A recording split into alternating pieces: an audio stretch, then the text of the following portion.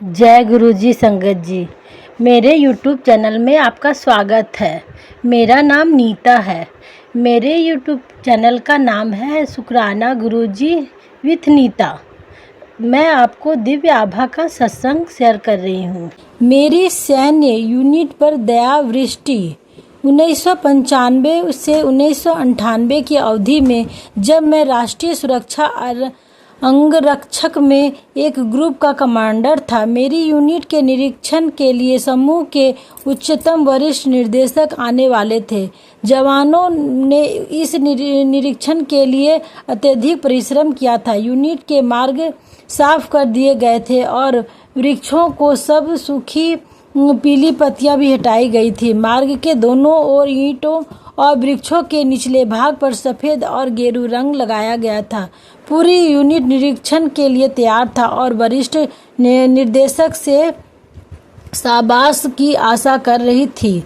निर्दिष्ट दिन को प्रातः मैं दिल्ली से मानेसर जा रहा था। अचानक वर्षा होने लगी और थोड़ी देर में वह मूसलाधार हो गई। मानेसर के पास पहुंचने पर मेरा मन उदास हो गया। यूनिट के जवानों का परिश्रम पानी में बहता हुआ दिख रहा था। मैंने गुरुजी से प्रार्थना करी कि ऐसा ना हो। यूनिट के मुख्य द्वार में प्रवेश करते ही मैं अचंभित रह गया। यूनिट में वर्षा नहीं हो रही थी। मेरा कर्मचारियों ने बताया कि चारों ओर वर्षा हो रही है, पर यूनिट बची हुई है। परीक्षण प्रत्याशित रहा। वरिष्ठ निर्देशक ने कहा कि वह यूनिट अन्य यूनिटों के लिए आदर्श है, परंतु उनके आते ही मेरी यूनिट पर ही भी भारी वर्षा होने लगी। दिव्यात्मा का सहयोग स्पष्ट था।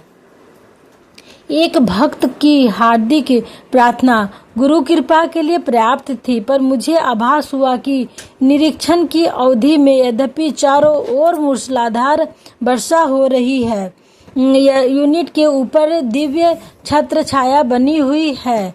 उसी संध्या को जब मैं एम्पायर स्टेट गया तो गुरुजी ने संकेत दिया कि उनके कारण ही कार्यक्रम विधिवत संपन्न हो पाया है। गुरुजी मेरी और मेरे परिवार की हर प्रकार से सहायता करते रहे हैं, जैसे अगले संदर्भ में से दृष्टिगोचर है।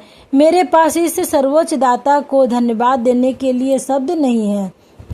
जय गुरुजी, शुक्राना गुरुजी। आस्था से वजन में वृद्धि। मेरी पत्नी बहुत दुबली और अधिक खाने से भी उस पर कोई प्रभाव नहीं होता था। गर्भवती होने पर भी उसके वजन में कोई अंतर नहीं आया था। यद्यपि गुरुजी कहा करते थे कि उन्होंने वजन 5-10 किलो बढ़ा दिया है। शुरू में परिवार को कोई अंतर प्रतीत नहीं हुआ, पर कुछ समय बाद उसके शरीर में परिवर्तन दिखाई देने लगा।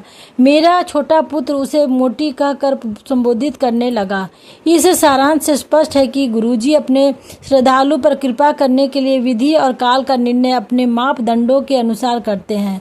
मानव की दृष्टि सुदूर तक देखने में असमर्थ है। हम निकट भविष्य को देखते और व्यर्थ की चिंताओं में डूबे रहते हैं। गुरुजी हमारे भूत छाया संकीर्ण वर्तमान अकल्पनीय भविष्य देखने में सामर्थ्य हैं।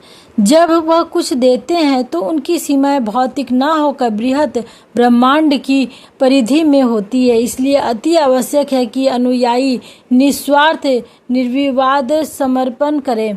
वह उन्हें अपने पिता, माता, मित्र और सर्वश्रेष्ठ की श्रेणी में रखे और असीमित पवित्र पावन प्रेम की भावना से उनके चरणों में अपना स्थान ग्रहण करे।